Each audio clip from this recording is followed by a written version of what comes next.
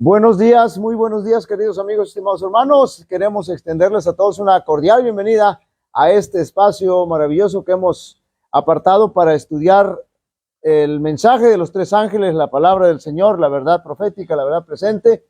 Y entonces les damos a todos una cordial bienvenida, perdón, y también les deseamos un feliz sábado. Que el Señor les pueda acompañar, les pueda bendecir, les pueda guiar en este día. Y también a todos nuestros hermanos adventistas que se reúnen en las diferentes partes del mundo para alabar y glorificar el nombre de nuestro Dios. Así que feliz sábado y que el Señor les bendiga también a todos nuestros hermanos de cualquier otro credo religioso que nos estén acompañando y que tengan la oportunidad de escuchar estos mensajes. También les damos una cordial bienvenida, les deseamos bendiciones y anhelamos que el Espíritu Santo pueda obrar maravillosamente en la vida de cada uno de ustedes.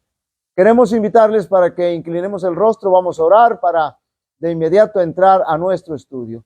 Bendito y eterno Padre que moras en el cielo, santificado sea tu nombre. Agradecemos, Señor, infinitamente porque nos permites tener vida y salud, porque aunque la noche ha estado fresca, Señor, y en otras partes del mundo el frío está intenso, Señor, te rogamos, te agradecemos porque nos permites amanecer con bien y te rogamos que bendigas y que guardes a todos nuestros hermanos, a tus hijos, a toda la humanidad, Señor, para que las inclemencias del tiempo no puedan dañarles. Permítenos tu bendición y tu dirección en esta mañana para estudiar tu palabra, permítenos que pueda ser clara y que tu Espíritu Santo nos pueda presentar el mensaje, Señor, para que podamos fortalecernos y alentarnos y seguirnos preparando para encontrarnos con Cristo Jesús. Perdona nuestras iniquidades, nuestras faltas y permite que podamos seguir creciendo en santidad hasta llegar a la estatura de Cristo Jesús, tal y como lo dice el apóstol Pablo. Sabemos, Señor, que eso es gradual y que aún esta vida no nos va a alcanzar, pero cuando Cristo aparezca en las nubes de los cielos por segunda vez, dice la Escritura que seremos transformados. Entonces, Señor, ayúdanos a perseverar en este proceso de justificación y de santificación. Bendice a toda tu iglesia, a todos tus hijos, a toda la humanidad y protégenos en tus manos poderosas. En el nombre de Jesús lo pedimos y lo agradecemos. Amén. Amén. Muy bien, hermanos, pues estamos estudiando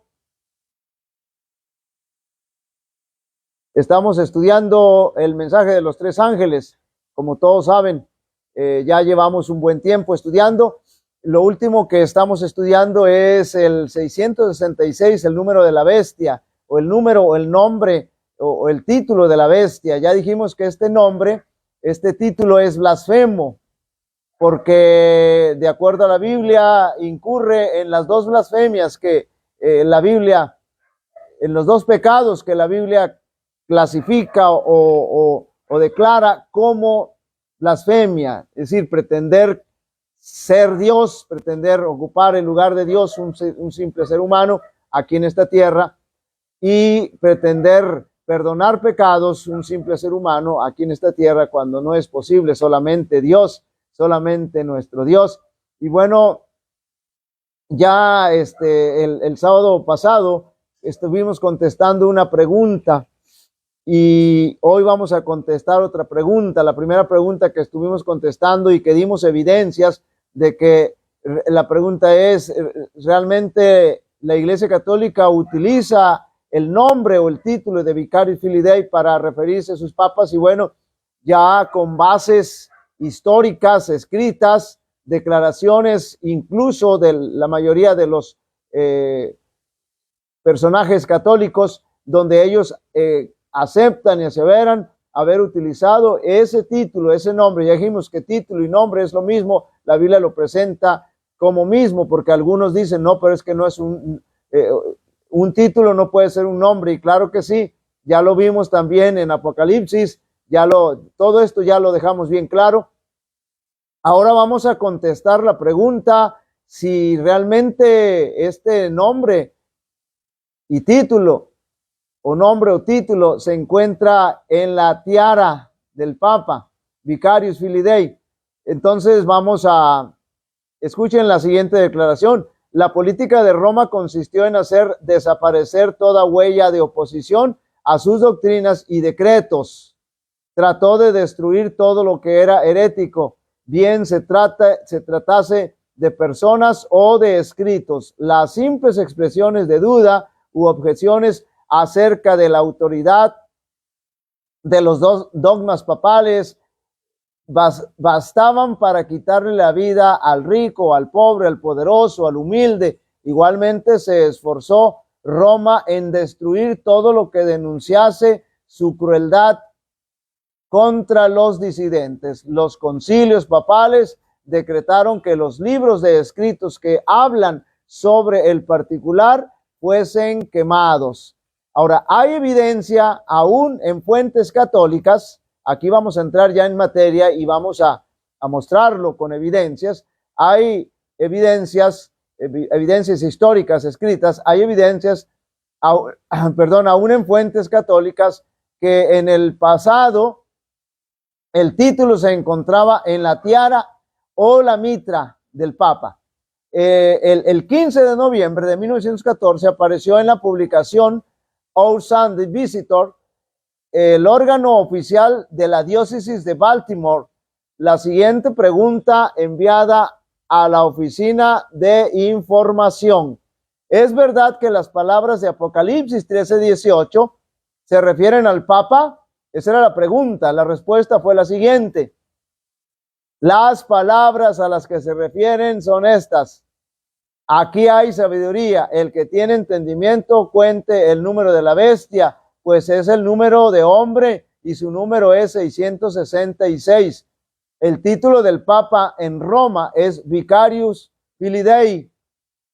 Esta inscripción está en su mitra, y si usted note bien, esta inscripción está en su mitra, declaración de ellos mismos, y si usted toma las letras de este título, les asigna un número latino y los suma, el resultado es 666. Note bien, esto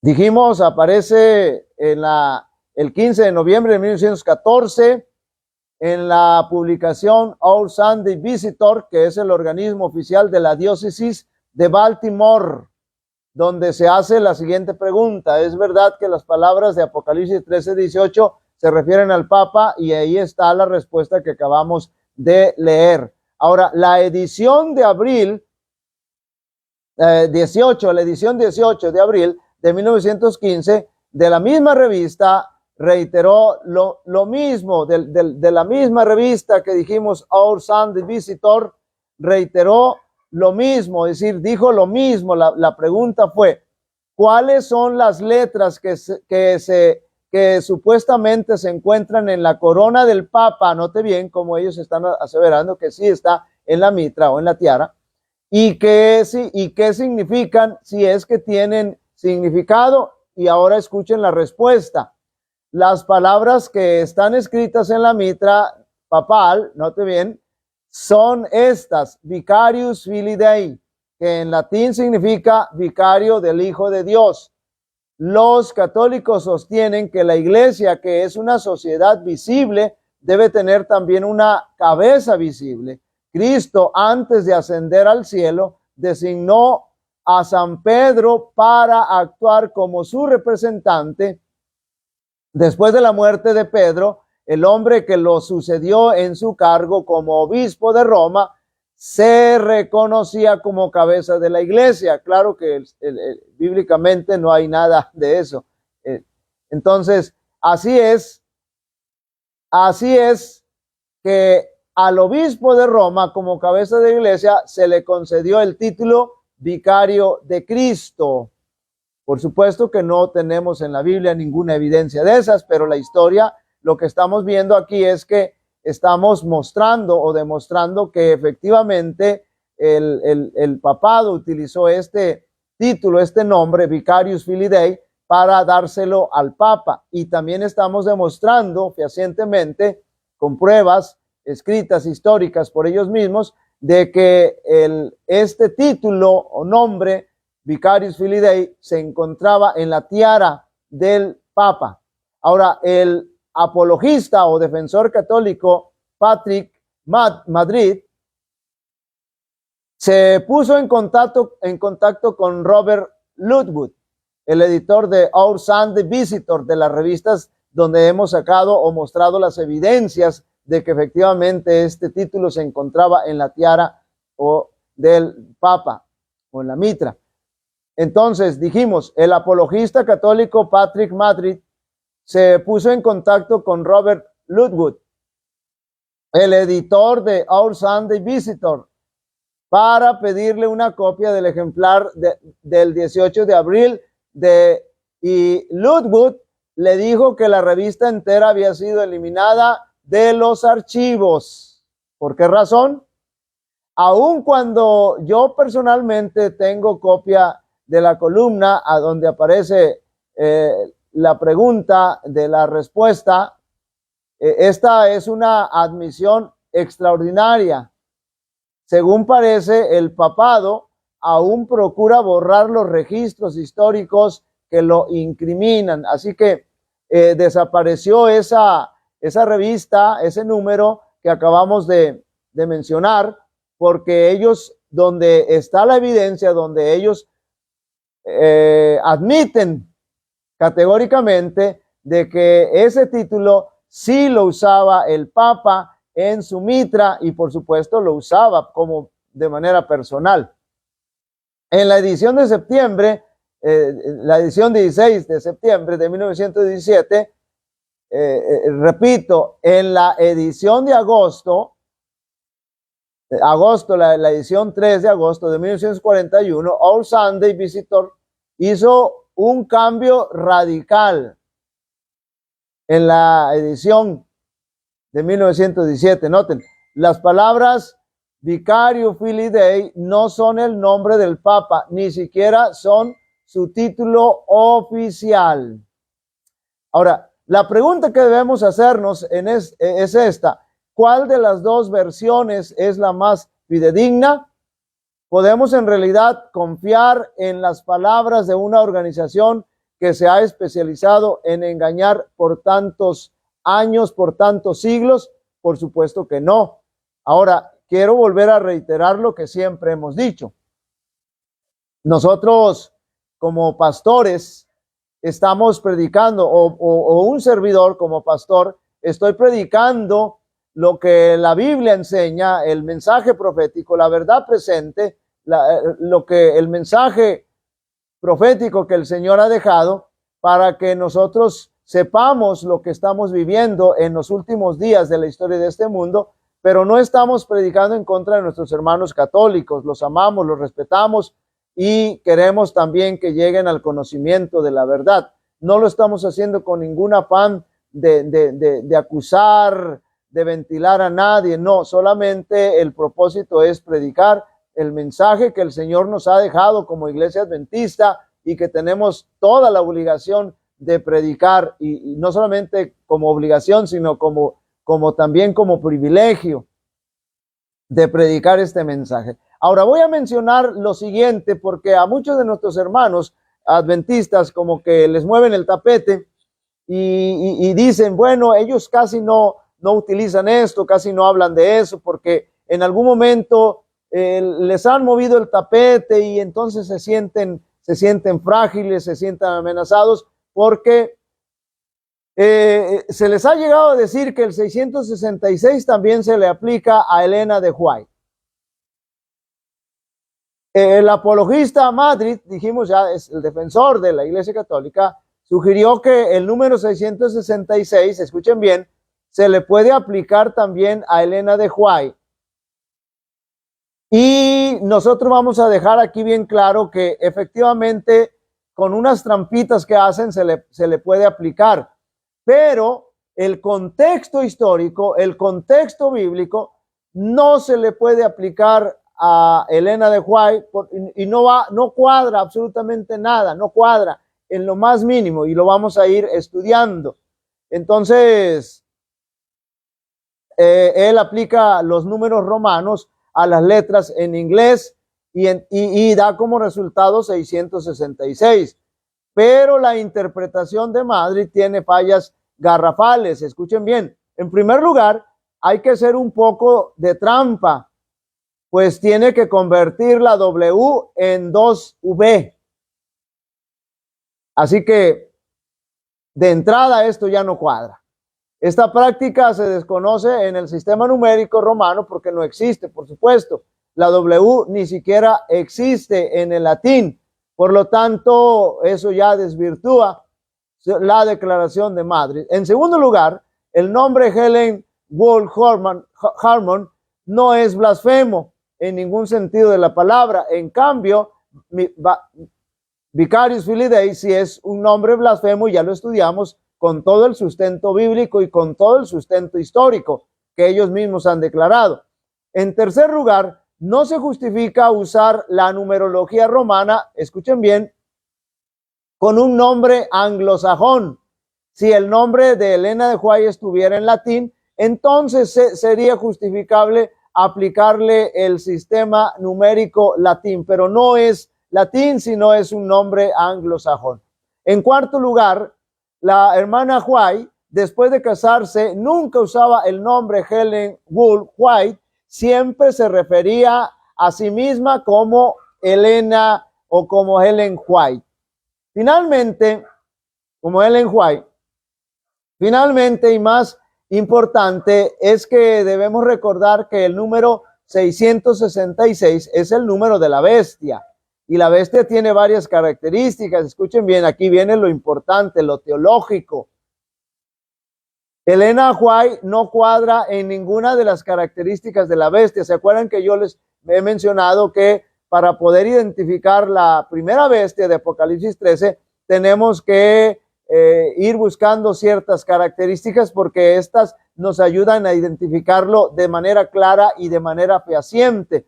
Y al sacar todas esas características no nos queda duda que es la primera bestia de Apocalipsis 13 está hablando del sistema papal. Pero si se las aplicamos a Elena de White, no le cuadran porque ella se levantó de los Estados Unidos, no de Roma.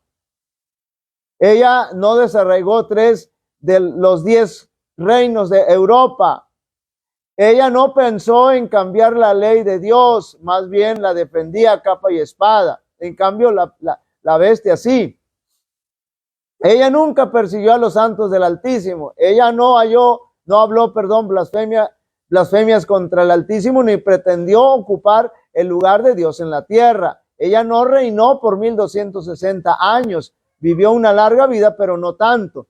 Ella no ejerció dominio sobre la nación, sobre toda nación, tribu, lengua y pueblo, ni recibió una herida mortal con la espada que fue sanada, con la espada y que fue sanada o que va a ser sanada para maravillarse luego todo el mundo en pos de ella. Pues recuerden, reitero, la herida no ha sido sanada todavía.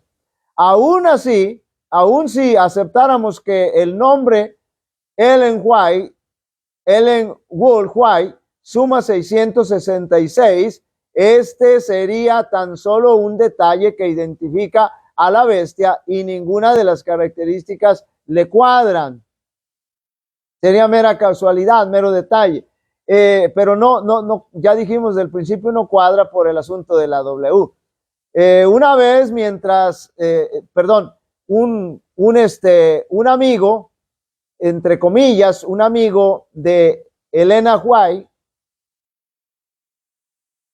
dijo en algún momento, pero si la hermana Elena White sí recibió una herida mortal cuando una compañera le pegó en la cara con una piedra, y aunque los médicos dijeron a los padres que no sobreviviría, ella sanó de su herida. Noten bien la torpeza de este disque amigo. Entonces, cuando uno escucha esta situación, este argumento tan inverosímil y falto de lógica, pues se queda uno sorprendido. Hay dos problemas con el argumento de este enemigo, vamos a decirle así, porque no puede ser amigo de Elena White. En primer lugar, Elena White fue herida al principio de su vida mientras era niña y en contraste la bestia fue herida ya cuando había existido por 1260 años. En segundo lugar, la bestia fue herida con espada y la hermana Huay con una piedra, así que no hay congruencia, no hay lógica, no puede haber absolutamente nada. Ahora, se han sugerido otros nombres o títulos para explicar el significado del número 666. Entre ellos están los siguientes: Dux Cleri, jefe del clero, pero nada. Lateinos, hombre latino. Lodivicus, jefe de la corte de Roma. El problema con todas estas sugerencias es que ninguno de estos nombres es blasfemo, para empezar. Pero si hay un nombre que ha sido oficialmente asumido para los papas, que sin lugar a dudas es blasfemo, es Vicarius Filii Dei. Ese sí, ya lo comprobamos con la escritura, con las pruebas documentales de ellos mismos que la historia nos deja. Cuando Jesús se fue al cielo, dejó como representante, como su representante, al Espíritu Santo, no al Papa. Eso ya lo hemos dicho en reiteradas ocasiones. Dijo Jesús, yo rogaré al Padre y yo os daré otro consolador, refiriéndose al Espíritu Santo, para que esté con vosotros para siempre.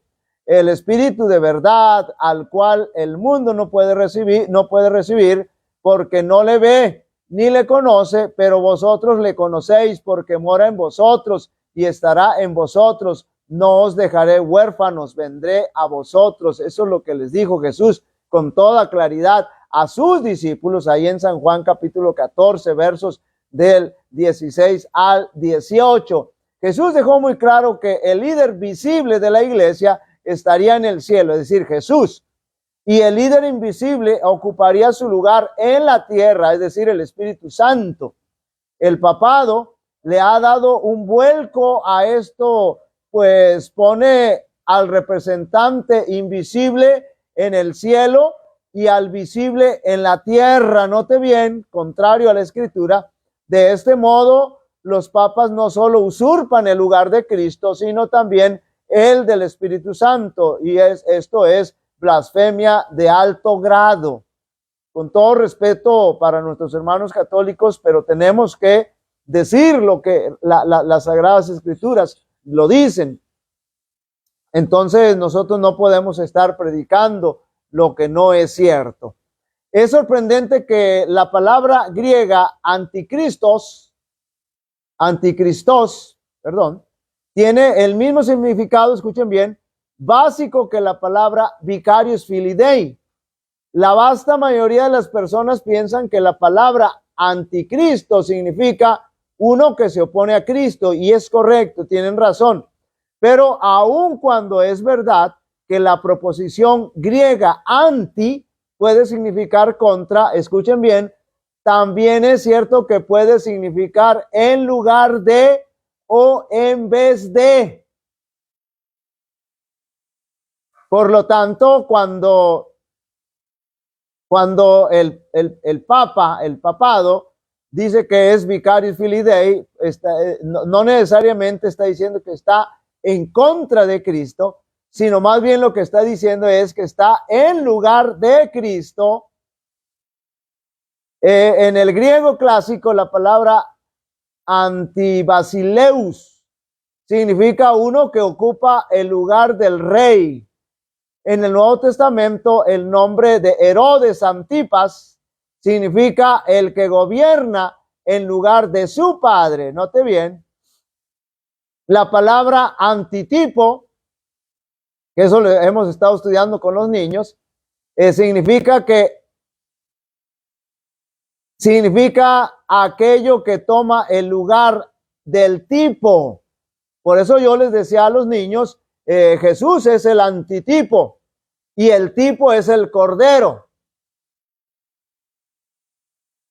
Repito, la palabra antitipo significa aquello que toma el lugar del tipo. Primera de Timoteo capítulo 2, verso 6, nos dice que Cristo vino a dar su vida en lugar de muchos, es decir, tomó nuestro lugar. Nosotros éramos el tipo y Jesús el antitipo. Y en la ley ceremonial, en la ley ritual, el corderito que simbolizaba a Cristo era el tipo y Jesús era el antitipo. Y finalmente, cuando Jesús muere en la cruz del Calvario, toma el lugar del tipo. Y entonces hasta ahí llega. Entonces, de modo que la expresión vicarius filii Dei y la palabra anticristo tienen mucho en común. Vicarius filii Dei quiere decir que el Papa está tomando el lugar de Cristo. No necesariamente que esté en contra de Cristo, anticristo. Es decir, no solamente significa estar en contra de Cristo, sino anticristo también significa ocupar el lugar de Cristo. Ahora, noten bien, podemos o no estar de acuerdo con la interpretación futurista del anticristo que sostiene Dave Hume. Creo que ha dado una descripción fidedigna de cómo será el carácter del anticristo. No será un personaje que se opone abiertamente a Cristo, lo que estamos diciendo. Es decir, no es una de las acepciones de estar en contra de Cristo. No será un personaje, vicarius filii Dei, no será un personaje que se opone abiertamente a Cristo, sino uno que se opone a Cristo por querer suplantarlo, es decir, uno que quiere ocupar el lugar de Cristo. Y aunque es una posición y una declaración futurista, sin embargo, la esencia del concepto para referirse al anticristo la tiene correcta. Mientras que el prefijo anti generalmente significaba contra u opuesto a, también puede significar en lugar de o un sustituto de. Note bien cómo está correctamente definido este asunto. El anticristo reunirá, lo único que no estamos de acuerdo es en el futurismo, porque eso ya ocurrió. El anticristo reunirá en sí mismo ambos significados. Se opondrá a Cristo al mismo tiempo que profesa ser Cristo. En vez de lanzar un ataque frontal contra el cristianismo, el malvado pervertirá a la iglesia desde adentro, profesando ser su fundador. Con sagacidad presentará mal a Cristo, profesando ser Cristo. Y aquí es donde el panorama se complica. Si el anticristo pretenderá ser Cristo, entonces sus seguidores deben ser cristianos. Eso es lo que dijo Dave Hume respecto a su teoría futurista con relación al anticristo. La definición está bien, lo único que no está correcto es su interpretación futurista. Ahora, según la evidencia que hemos analizado, no sería irrazonable creer que el título Vicarius Filii Dei es la llave que resuelve el enigma del número 666. Hemos visto que este título ha sido usado por papas y teólogos católicos, aun cuando no hay forma de comprobar que el título estuvo alguna vez, note bien, en la tiara o la corona papal, aunque hay testigos oculares que dicen que lo vieron, como ya lo mostramos con pruebas documentales, lo vieron con sus propios ojos. Estoy de acuerdo con lo que dice en la siguiente declaración. Note bien, no viene al caso que la inscripción Vicarius Filii Dei se encuentre en la tiara o la mitra. O sea, es irrelevante si se encontraba o no. Lo cierto es que el título se le ha aplicado al Papa, y eso es cierto, está documentado en la historia, ya dimos las pruebas, ellos mismos lo han aceptado, ellos mismos lo han asumido. Entonces dice, lo cierto es que el título que se le ha aplicado al Papa, y esto es suficiente para cumplir los propósitos de este pasaje. Muy bien, queridos amigos y hermanos, entonces con esto hemos terminado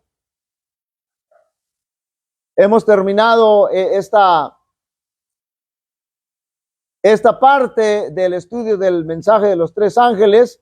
Con esto lo hemos terminado y bueno, ya vimos concretamente lo que quiere decir cuando la Biblia dice el 666, el número de la bestia, es un número blasfemo, dijimos.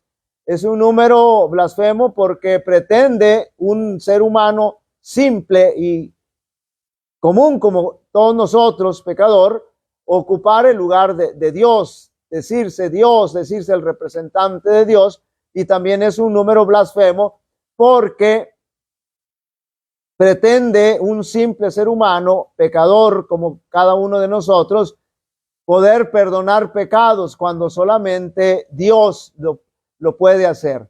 Y entonces ya vimos históricamente que efectivamente el título o nombre, que es lo mismo de acuerdo a la Biblia, Vicarius Filii Dei, se le ha aplicado al Papa. Ellos mismos lo han declarado, lo han aceptado, aunque han tratado de borrar las evidencias. Y también ya vimos que testigos oculares que vieron que efectivamente en la tiara del Papa se encontraba este título, Vicarius Filii Dei, ya lo vimos. Pero independientemente de todo eso, también nosotros podemos concluir esta mañana que anticristo no necesariamente tiene que estar, no necesariamente significa estar en contra de Cristo, sino que de acuerdo a Vicarius Filii Dei, esta interpretación, no solamente ellos están en contra de Cristo, sino que también ocupan el lugar de Cristo. Es decir, porque la otra acepción de anticristo es pretender ocupar el lugar de Cristo. Bueno, esto ya lo estamos analizando bíblicamente a la luz de la palabra de Dios. Y para el próximo sábado vamos a ver el cambio, lo que vamos a estudiar es el cambio del estatuto. Entonces, ¿qué significa esto? Pues no se lo pierdan. Estamos casi a punto de terminar ya el mensaje de los tres ángeles. Nos estaríamos estudiando por lo menos unos, no sé, tal vez 15, 20 tópicos más respecto al mensaje de los tres ángeles, pero el cambio del estatuto es lo que vamos a estudiar el próximo sábado, si el Señor nos presta vida y salud. Muy bien, queridos amigos y hermanos, hemos estado orando por cada uno de nuestros amigos, cada uno de nuestros hermanos, por cada una de las peticiones, por cada uno de los enfermos. Y bueno, el Señor es el poderoso, a Él llevamos todos, nosotros no somos absolutamente nada, dependemos totalmente de nuestro Dios Todopoderoso. Así que le rogamos a Él. Nosotros solamente seguimos la escritura de lo que dice el apóstol Pablo: orad los unos por los otros para poder sobrellevar vuestras cargas. Así que seguimos orando. Voy a invitarles para que inclinemos el rostro. Vamos a orar para concluir en esta mañana. Bendito y eterno Padre que moras en el cielo, santificado sea tu nombre. Agradecemos, Señor, profundamente la bendición que nos das de tu palabra. Gracias, Señor, por hablar con claridad a través de la escritura, a través de la historia, a través de las evidencias, Señor, históricas que tú has dejado. Te rogamos, Señor, que estos mensajes puedan ser de gran bendición para tu iglesia, para nuestros hermanos católicos, evangélicos y de cualquier otro credo religioso. Señor, les amamos y los ponemos en tus manos para que tu Espíritu Santo pueda obrar maravillosamente en sus vidas. Te rogamos todo esto, Señor, en el nombre de Cristo Jesús. Amén. Amén. Muy bien, hermanos, pues si el Señor nos presta vida y salud y no ocurre ninguna otra cosa, entonces aquí estaremos el próximo sábado. Mientras tanto, que Dios les bendiga, que Dios les acompañe.